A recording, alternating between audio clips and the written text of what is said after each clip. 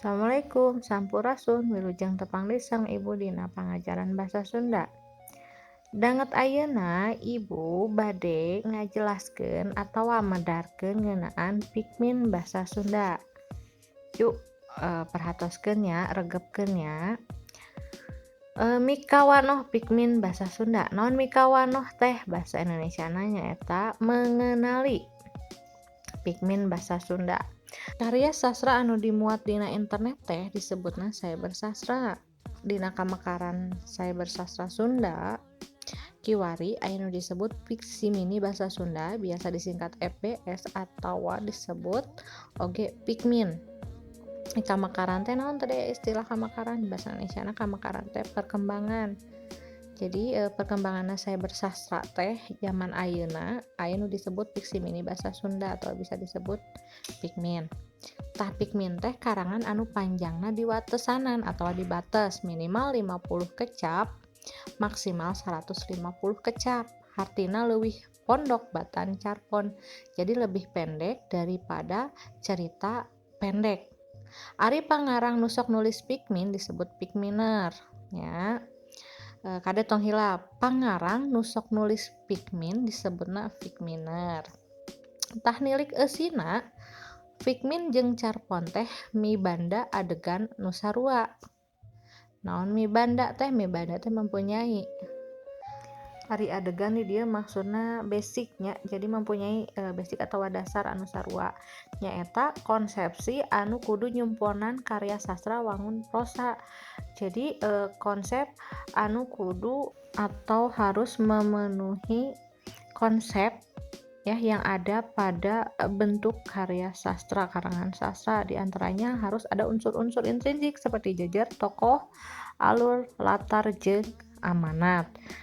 Jadi sanajan bentukna anu beda nyaeta pondok panjangna beda tapi ngabogaan wangun anu sarua nu jadi dasarna nyaeta pikmin jeung carpon teh mibanda unsur-unsur intrinsik seperti tadi teh aya jejer, palaku, amanat, latar, jeung sajabana. Tah cenah si pikmin nu hade teh miboga dimensina teh dikelompokkeun jadi 4. Nu kahiji basa katut kekecapan anu digunakeunana. Kumaha cenah?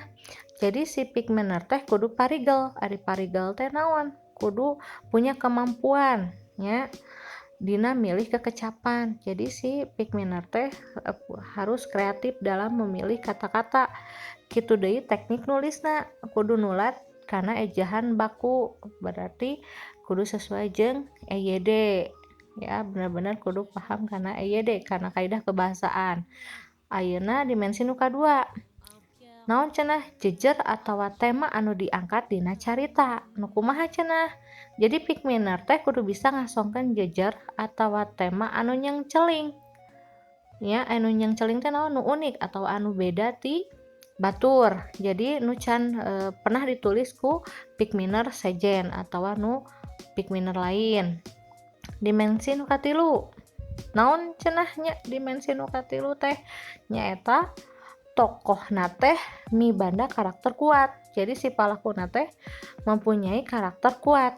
Najan pikmin teh pondok ya, tapi tokoh-tokoh nu aya dina jero caritana teh nya mibanda atawa mempunyai karakter anu kuat ya. Jadi kudu parigel si pikminerna teh. Dimensi nu kaopat nyaeta kekuatan alur carita. Nu kumaha cenah? Najan pondok, walau pondok tapi alur carita tetep kudu ngaleunjeur. Ngaleunjeur teh naon? Sistematis nya, ngaguluyur. Henteu meunang ngacapruk ka sakarepna. Jadi kudu luyu atawa sesuai antara tema atawa jejer jeung eusi carita. Misalnya kumaha? Jadi kudu luyu atau sesuai upama temana atau jejerna sedih berarti eusina oge kudu sedih caritana pika sedihkeun kitu nya. Salajengna di dieu Ibu bade ngabahas ngeunaan si pikmin teh lahir ku ayana Facebook atawa Facebook nu sosial media teh nya. Malah aya grupna nya ngaranna teh grup Facebook fiksi mini bahasa Sunda.